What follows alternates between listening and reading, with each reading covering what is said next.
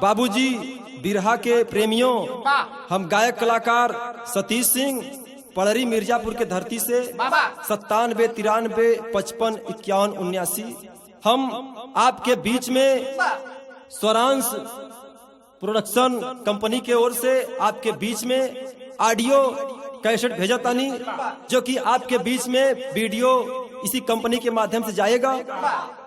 4 line कवि जी भूमिका लिखते हैं, कैसे मास्टर?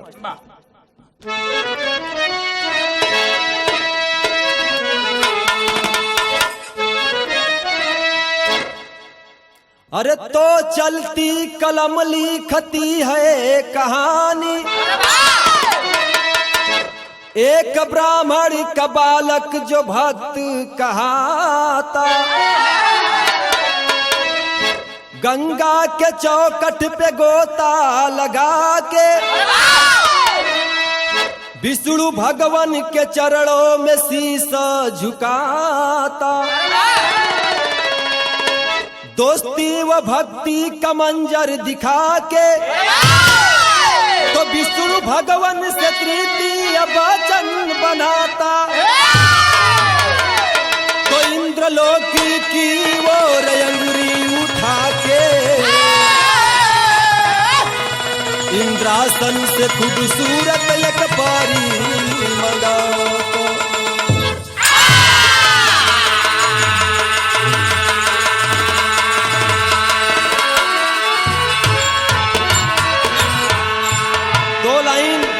कवि जी कव्वाली का नमूना लिखत हूँ, कैसे लाल बजा के आवा।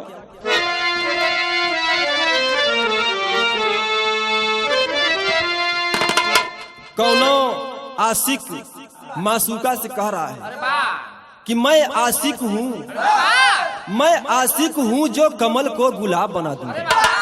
मैं आशिक हूँ जो कमल को गुलाब बना दूंगा और तेरी हर एक अदा पे नई गजल बना दूंगा। मैं आशिक हूँ जो कमल को गुलाब बना दूंगा और तेरी हर एक अदा पे नई गजल बना दूंगा। काश आ जाओ मेरी जिंदगी के खाने में, काश आ जाओ मेरी जिंदगी के खाने में, तो तेरी कसम, अरे तेरी कसम, तेरे नाम का इस दिल्ली में ताजमहल बना दूंगा। आओ उठा के।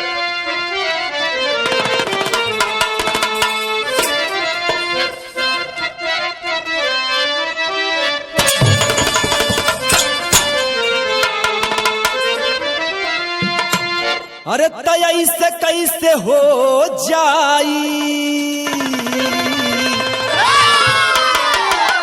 अरे तय से कैसे हो जाई, मोहब्बत के सौदा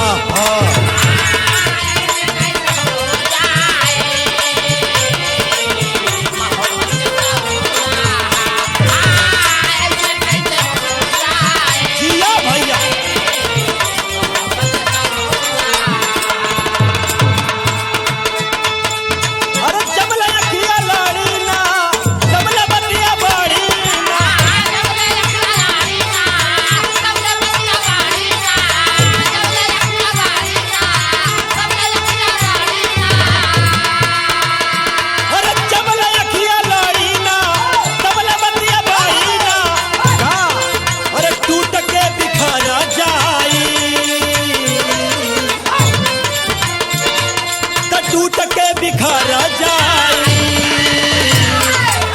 प्यार के घरों था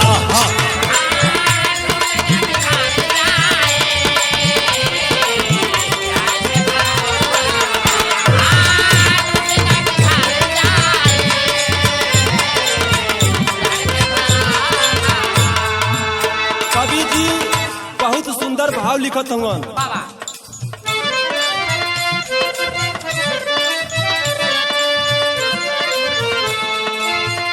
अरे प्यार जब होता है,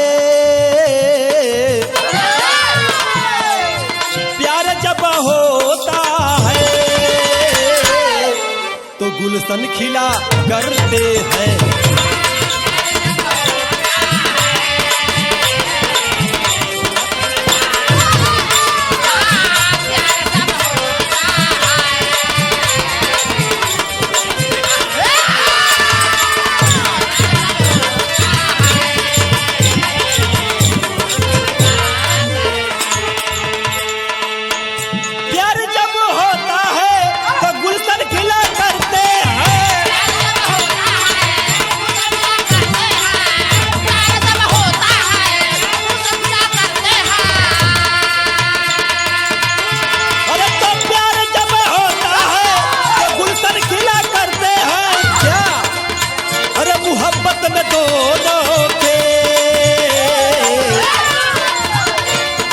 मोहब्बत में दोनों के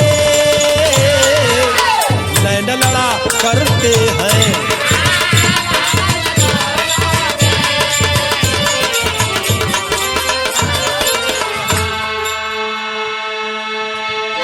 एक जमाई से कहानी के शुरुआत भइल, नजम के लाइन दी गई।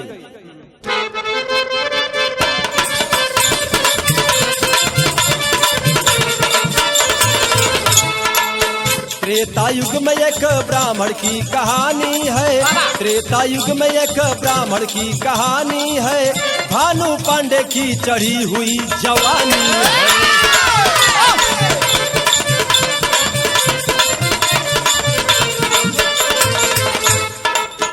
एक नदी किनारे सैर करने जाते हैं, एक नदी किनारे सैर करने जाते हैं, फंसा है हंस जो दुखों में उसे पाते हैं।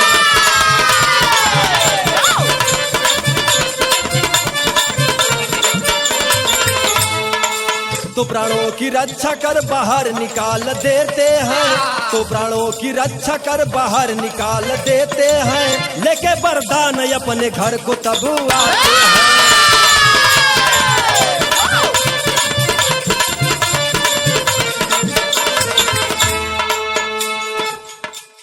कहानी के पहले लोग समझ लो, त्रेता युग में एक ब्राह्मण, जिस ब्राह्मण का नाम बताया गया भानु पांडे, भानु पांडे अपनी जिंदगी के बितावत हुवन।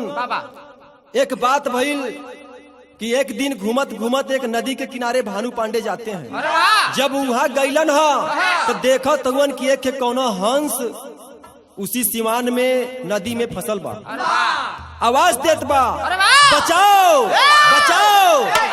जा करके भानु पांडे उस हंस को बाहर निकाल देते हैं। जब बाहर निकलन तो वो हाथ जोड़ के कहले, भैया हमारे संगे बड़ी उपकार कैलो, अगर आपके अगर कुछो वरदान मांगे के हो तो मांग लो।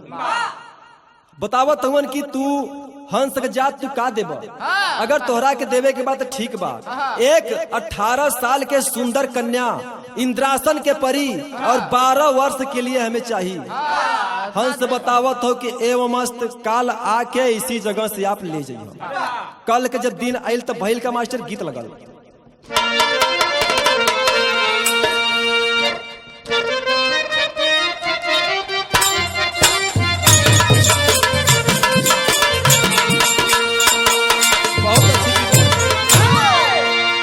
अरे पकी गईल गेहुआ लटकी गईली बालिया खन गिर गईले। अरे पकी गईल गेहुआ लटकी गईली बालिया खन गिर गईले ना, अरे खन गिर गईले ना, गोरी के खेत खेत चूड़िया खन गिर गईले ना, गोरी के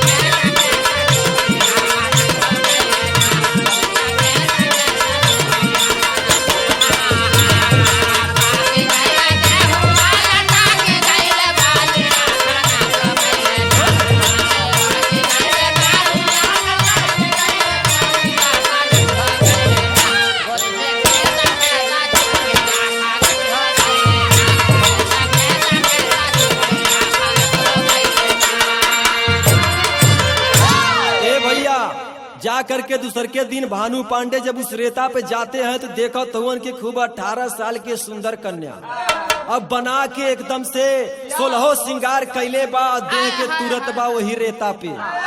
तो देखो तो तब कहत कावन,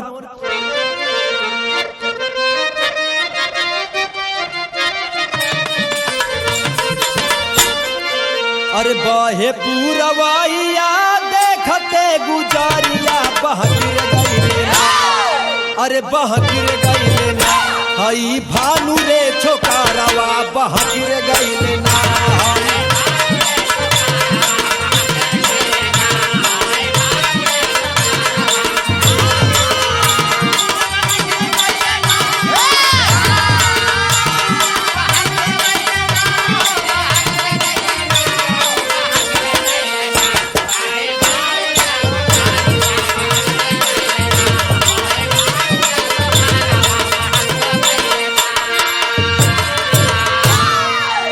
जब नदी के किनारे पे जात हवन तो परी जोने परी के नाम बतावल गई समझ परी, अरे भैया जब समझ परी कहत हो कैसन बात बा सैया तू ऐजे रहा, हम जातानी जाके इंद्र भगवान से पूरी व्यवस्था लेकर के यहाँ पे आवतानी। जब वहाँ पे गईल बे जा करके पूरी व्यवस्था को लेकर के राजमहल राज रियासत सारा कुछ यहाँ पे बन गया। दुनहु के लगल दिन बीते, जब दिन बीते लगल तब भैल का मास्टर तर्ज लगल।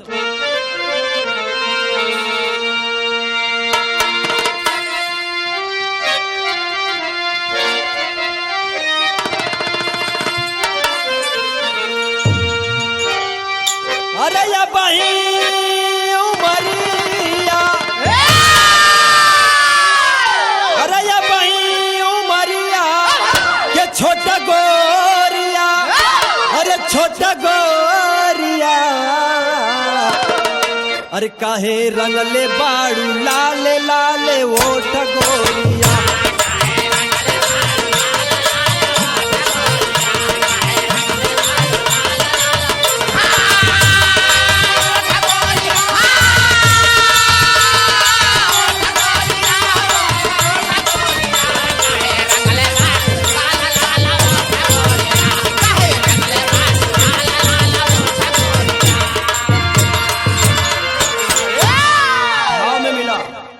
अरे बनले महलिया, अरे तब बनले महलिया माथे लगी गईले रोरिया, बाजे दुआरा सहनैया वा भरल झोलिया बाजे।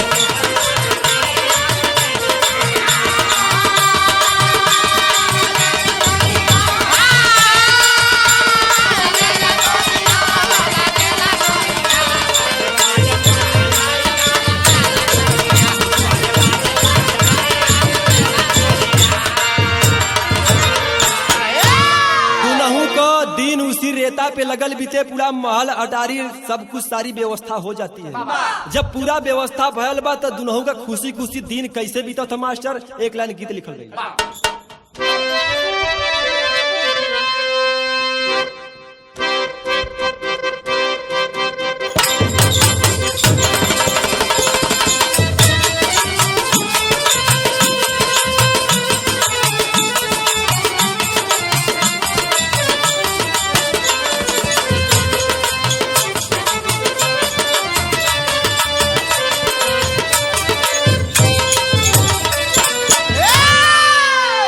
ठाड़ रहो मुरली वाले, अरे ठाड़ रहो मुरली वाले, गगरिया घरे धैले आई।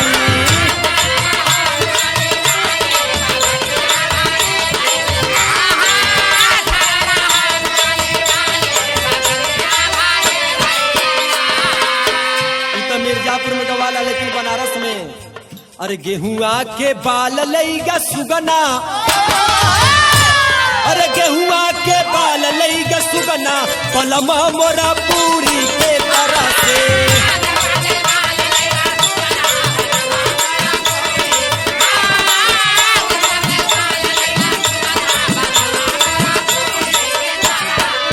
लेकिन गीत के भाव आवा दुनहु का दिन कैसे बीता था। अरे खुशी खुशी बीतेला दिनवा, अरे खुशी खुशी बीतेला दिनवा, मजा बालू रतवा पर आवे।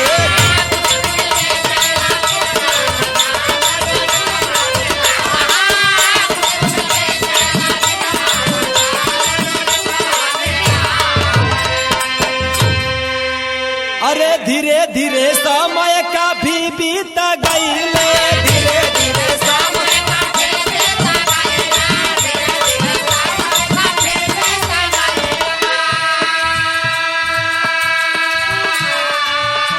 अरे 12 साल वाला दिन आई गईले,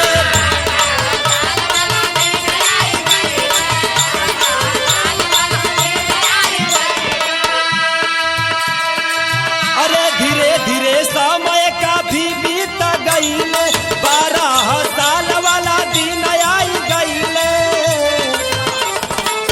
तो इंद्रा जी भेज दूठे दूतवा, अरे इंद्रा जी भेज दूठे दूतवा, महलिया में सोर हो गई।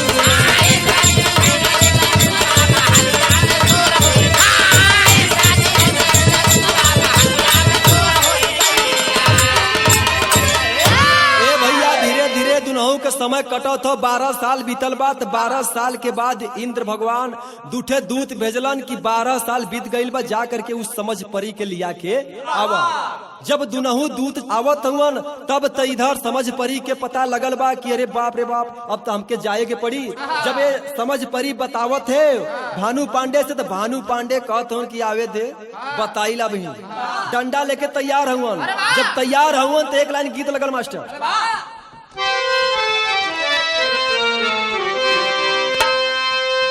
कौनो बुजुर्ग अपने पतोह के अच्छाई देख करके बात कहले बा।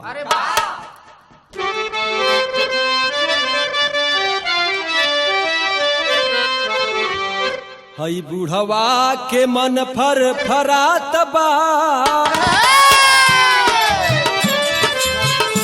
हई बूढ़वा के मन फर फरात बा।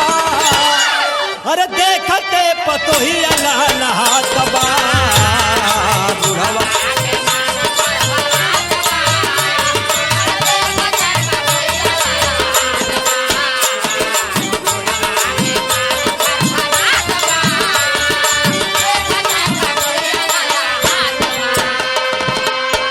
तर्जवा से बढ़िया भाव मिलल।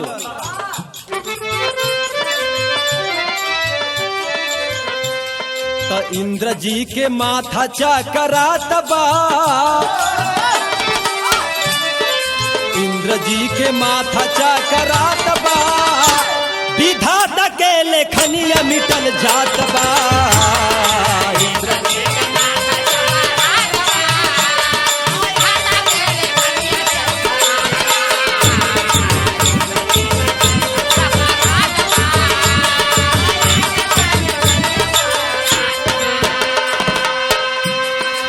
बतिया देखत इंद्र शंकर से कहले बतिया।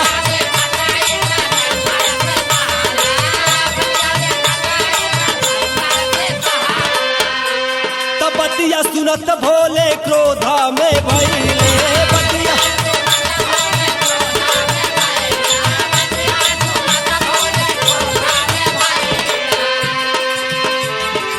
त्रिशूल ले चलले क्रोध में, त्रिशूल ले चलले क्रोध में। आज भस्म करबे समुद्र में।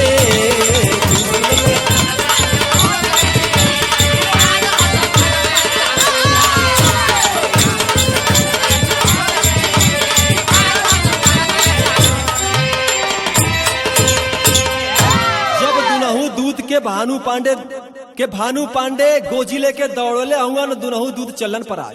और जब दुनहु दूत भगलन तो इंद्र भगवान भोलेनाथ से गुहार लगौलन कि हे भोलेनाथ कुछ तो ही करा। भोलेनाथ क्रोध में त्रिशूल लेके चलन की चली देखी तो का होला। इधर समझ परी के पता लगल बा, समझ परी के पता लगल बा कि अब की बार भोलेनाथ आवत हुवन। अगर अब की बार अगर गोजी डंडा अगर लगैलो तो ऐसन दिहन श्राप की जर के भस्म हो जाइबा। तब भानु पांडे कहत हूँ आखिर तब करी तो करी का करी। कहे देखा एक घरे में तू छुपिया, एक घरे में हम। जब आवाज लगी है तो एक गोड़े पर तू गिर जाइया और एक गोड़े पर हम। हो सकला काम बन जाई तो बनी जाई। एक लाइन गीत लगल मास्टर कैसे।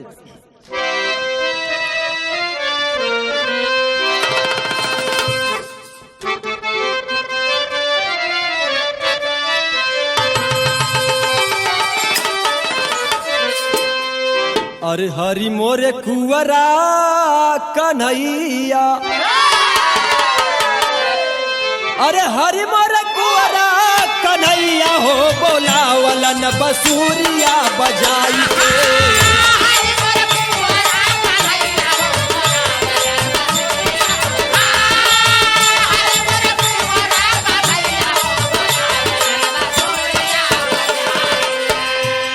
गीत का भाव मिलल। अरे दुनहु गिरले भोले के चरनिया, दुनहु गिरले भोले के चरनिया। हो पासा उल्टा सीधा हो गईले।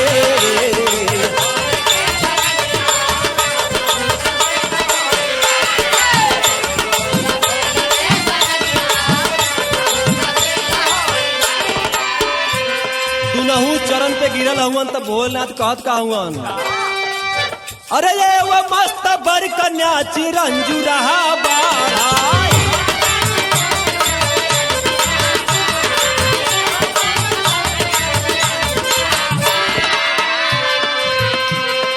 सातों जन्म बनल रहे दूनहु के जोड़ा।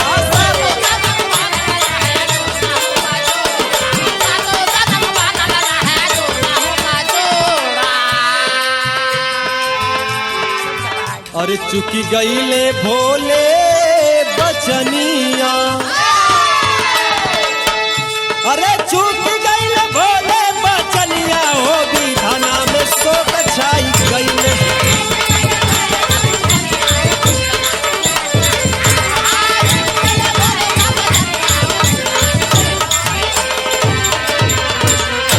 आखिर में भैया भोलेनाथ अपन त्रिशूल डमरू लेके इंद्रलोक अपने कैलाश पर्वत चल गईलन। तेरी के बात मिलल मास्टर।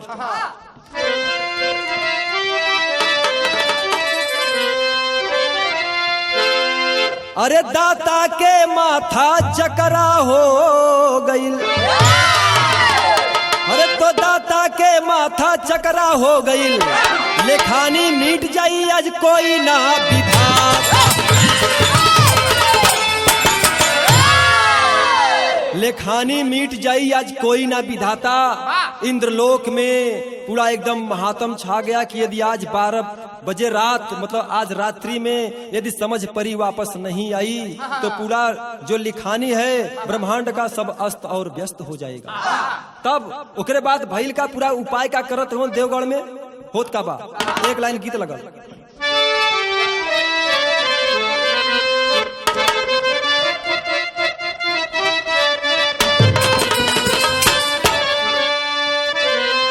अरे बाबा पिछुआ रामा। अरे तब बाबा पिछुआ रामा। अरे एक छिछली गड़हिया महाराजा वाले महाराजा वाले। फूलवा फूले लाखा चनार महाराजा वाले।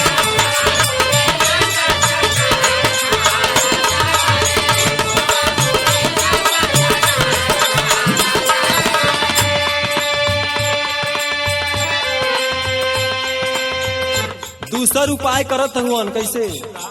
अरे दूसरी उपैया। अरे तो दूसरी उपैया। अरे करल देवगढ़ इंद्रस्थानवा में हो इंद्रस्थानवा में। अरे सूर्य जी के करलन गोहार इंद्रस्थानवा में।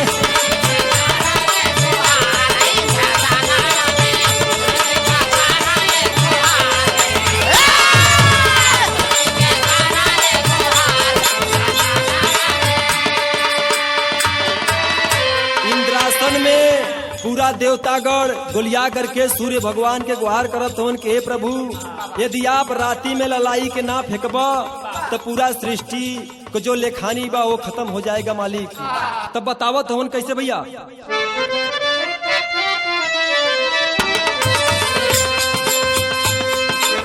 अरे सूर्य जी तैयार भइले।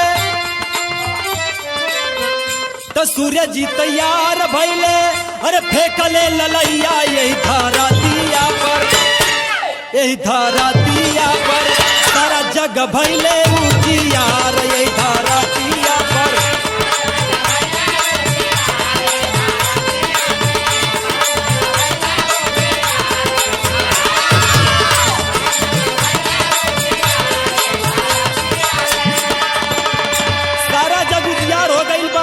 तब भानु पांडे सोचलन कि अब तो सवेर हो गई अब का करें मम्मा। अरे जा करके तीसर के तल्ला पर भानु पांडे सो जाते हैं। जब सो गईलन तब इधर इंद्र भगवान दूठे फिर दूत भेजलन कि जा करके समझ परी के लिया क्या हुआ। जब समझ परी के लिया हुए गईलन तब भइल का मास्टर।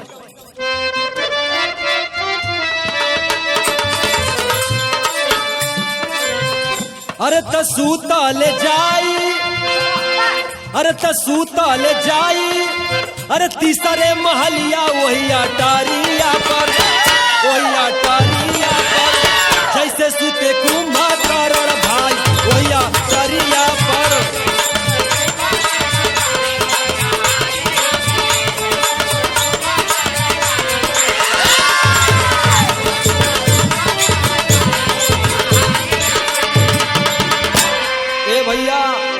करके तीसर के तल्ला पर सो जाते हैं। दुनहु दूत अलन समझ परी के बोलावत हो, समझ परी चल इंद्रासन।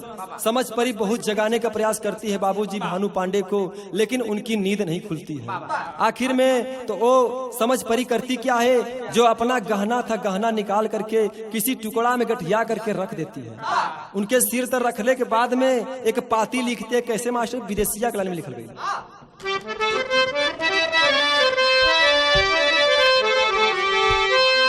अरे रोया रोया धनिया हो, अरे लिखेली पतिया हो, अरे जत बनी अपने इंद्र सनावा ये सैया, अरे पीछे जानी पड़ी हा हो, जिंदगी बितई हा हो, अरे रोया रोया लिखली बयानावा ये सैया, अगले जन्मावा में अरे भेंट होई सजना हो, इतना लिखता चली भैली इंद्रासनावा। ए बाबूजी पाती लिख करके और आखिर में समझ परी इंद्रासन चली जाती है। जब सुबह भइल बा तब नींद जब खुलल भानु पांडे के तो देखत हुवन कि यहाँ न तो महल बा, न तो अटारी बा, न तो कुछो बा। जैसे सपना से लोग जागे उसी तरीके से सुतल हुवन, लेके गहना के रोवत हुवन और घूमत हुवन। एक लाइन गीत लगल, ए मास्टर कोनो बंदरी बंदरा के कहानी बहु।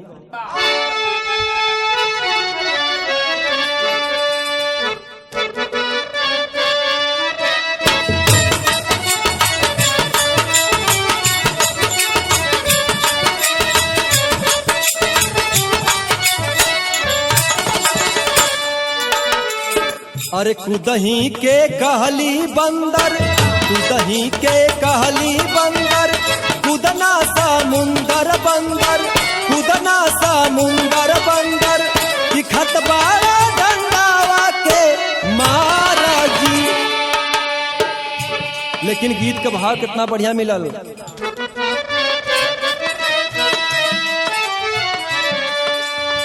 सुबह भायाला जाबा वही बालू रे तावा पे, वही बालू रे तावा पे, खोजे ले भानुआ तू लाया जी। रोवत हवन खोजत हवन हो, आखिर में खोजत खोजत गैलन कहाँ। एक लाइन गीत लगल मास्टर,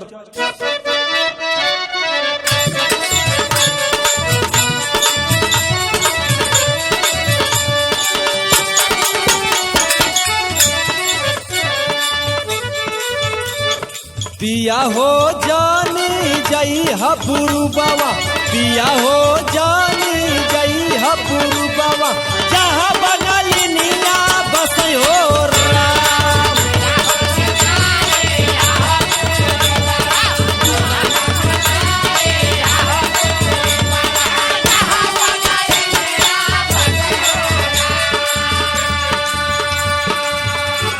गहना के लेके जात कहाँ हुवन, अरे लेके गहनावा घूमले जहनावा, लेके गहनावा घूमले जहनावा, गुरु के भवनवा गइले हो राम।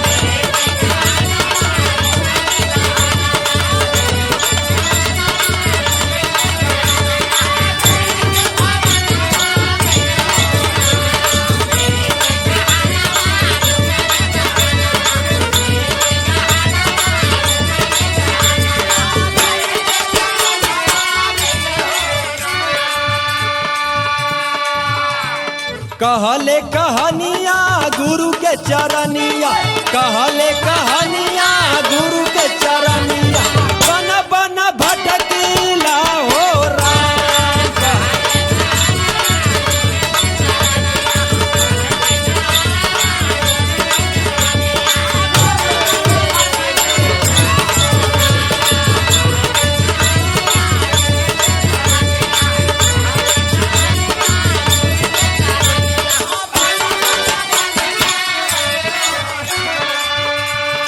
भैया गुरु जी के पास जात हवन, एक सन्यासी के पास गए हुवन, पूरी व्यथा को बताते हैं। जब पूरी व्यथा को बतौलन तो गुरु जी कहलन कि जाइए, एक इंद्रासन से धोबी न आती है बैतरणी नदी के पास, जा करके छिपे रहना, जब वो आएगी तो उसके सन्मुख जाना।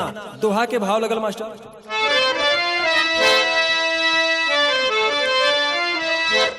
अरे बीता समय कुछ नदी किनारे, तो बीता समय कुछ नदी किनारे, अरे चल भाई धोबिन नदी की छार, तो परियों की कपड़ा धोवन लागे भानु करे विचार।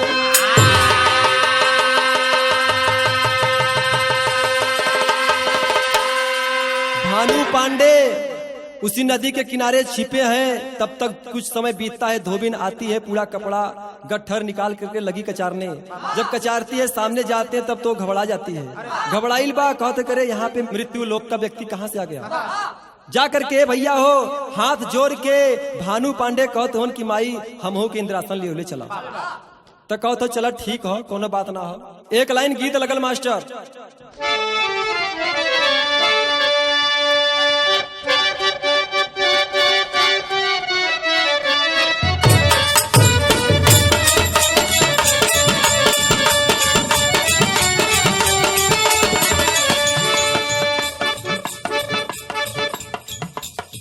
अरे कवाना गाजड़िया गजवा दिहाला सारे मोरा सैया पगलाए।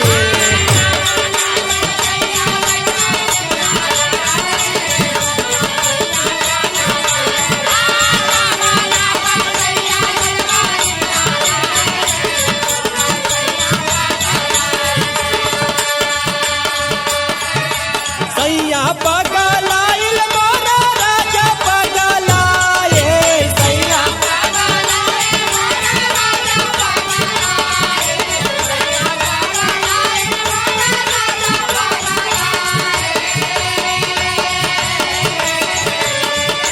कवाना गाजड़िया गजवा दिहाला सारे मोरा सैया पगलाए।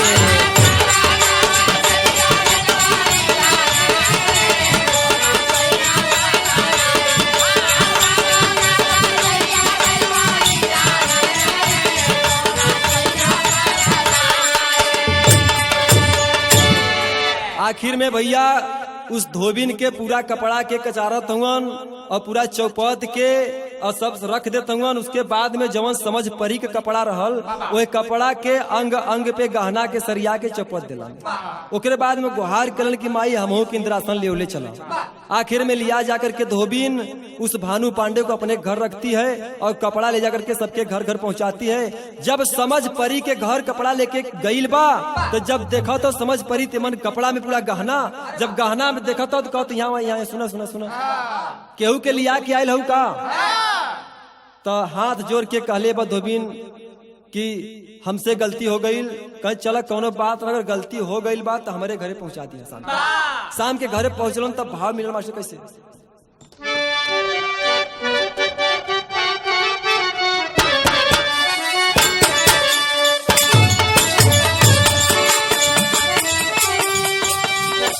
दुनाहू के मिलल नया नवा हो सुधार बही गई।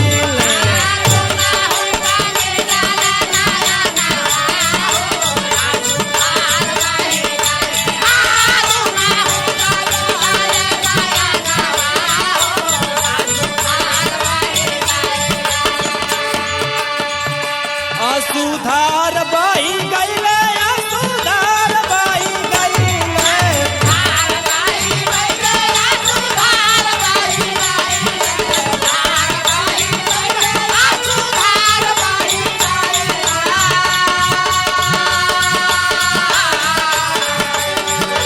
दुनाहू के मिलल नया नवा हो सुधार बही गईले।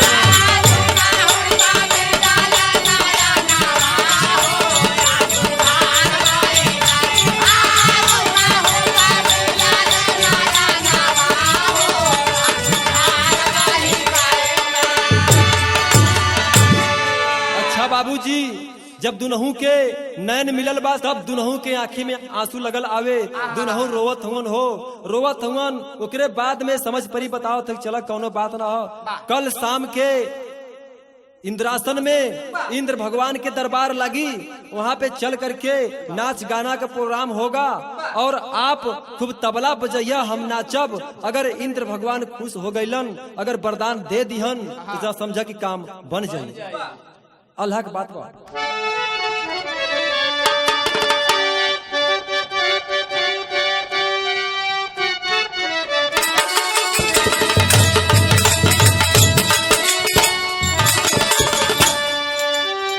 अरे जैसे बनावेले कई बचनिया ये भैया,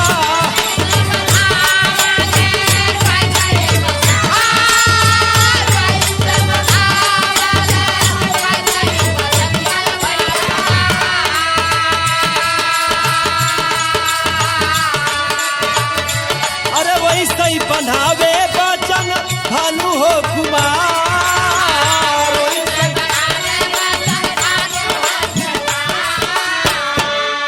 अरे डरिया से चूकी जैसे झंखेला बनरवा भैया,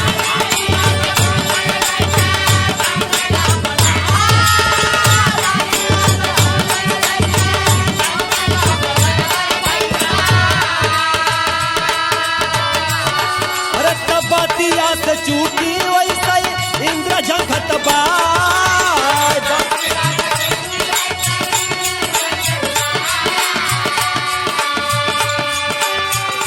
अरे दिहले बरदान इंद्र तनवा के परिया भैया,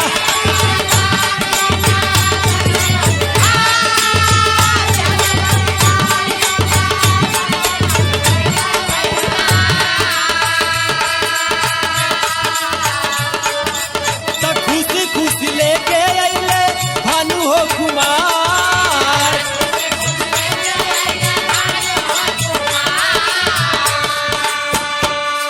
ए भैया इतना तबला बजौलन, इतना तबला बजौलन कि इंद्र भगवान खुश हो गए। जब इंद्र भगवान खुश भयल हवन तो कहत हूं कि समझ परी मांग जो कुछ तुझे मांगना हो। तब समझ परी बताओ थे कि सरकार इसमें हमारा बहुत बड़ा बखान नहीं है, अगर बखान है तो इस तबालची का है जो कि ऐसा तबला बजाया और मैंने नाच दिया। अगर इनाम मिलना चाहिए तो इस तबालची को मिलना चाहिए। तबालची की जब बारी आई तो कहत फौका मत, अगर इनाम देवल चाहते हो तो दे दो। 3 वचन बनौले के बाद में कहत हो हमके यह परी चाहिए। तब तो सबकर बुद्धि खुल गई, सब लोग अवाक हो गए। जब अवाक हो गए तो आखिर में परी के देवे के पड़ल, अपने लेकर के परी के आवत हवन भैया मृत्यु लोक में। अंतिम लाइन में खड़ी के बात लिखल गई।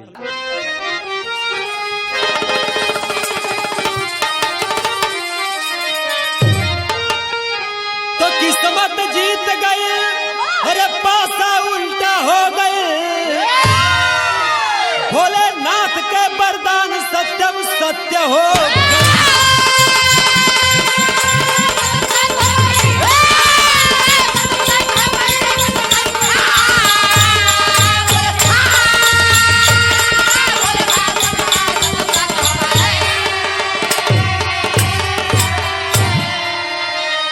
जय जखाड़ स्वामी गुरजद्दू हबीबुल्ला की फुलवारी, श्री नारायण गंगा सागर मितवा अवध बिहारी।